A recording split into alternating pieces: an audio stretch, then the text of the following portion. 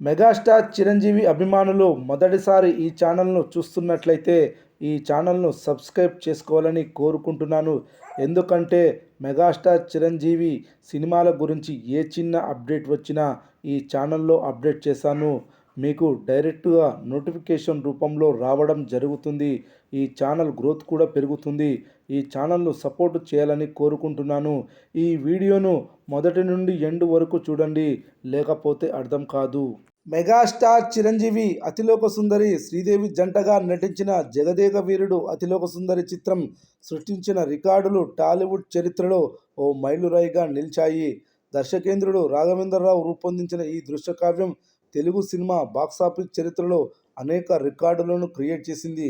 అప్పట్లో ఈ చిత్రం వసూలు చేసిన కలెక్షన్లు దక్షిణాదిలోనే కాకుండా దేశవ్యాప్తంగా సంచలనం రేపాయి. ఈ ఐకానిక్ సోషియో ఫ్యాంటసీ చిత్రం 1990 మే 9న రిలీజ్ అయి సంచలనం సృష్టించింది. ఇందులో మెగాస్టార్ చిరంజీవి టూరిస్ట్ గైడ్గా, లెజెండరీ శ్రీదేవి ఇంద్రజ పాత్రను పోషించారు. ఈ చిత్రంలో అమరీష్ పురి, అల్లు రామలింగయ్య, కన్నడ ప్రభాకర్, బ్రహ్మానందం, తలికెళ్ల భరణి, రామిరెడ్డి, బేబీ షామిలి వంటి వారు ఇతర ముఖ్య పాత్రల్లో కనిపించారు. జగదేక వీరుడు అతిలోక సుందరి చిత్రం రిలీజ్ సమయంలో ఎదురైన ప్రతికూల తుఫాన్ పరిస్థితులను ఎదిరించి ప్రేక్షకులను థియేటర్కు పరుగు పెట్టేలా చేసింది.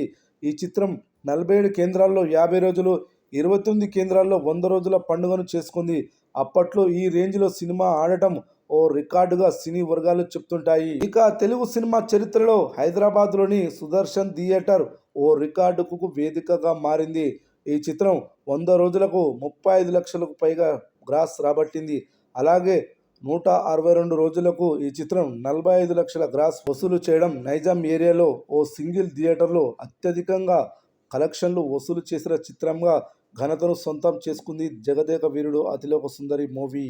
ఇక ఈ సినిమా కలెక్షన్ల విషయానికి వస్తే ఈ సినిమా బాక్సాఫీస్ వద్ద సాలిడ్ కలెక్షన్లు నమోదు చేస్తుంది. ముఖ్యంగా ఈ సినిమా మల్టీప్లెక్స్లలో అదరగొడుతుంది.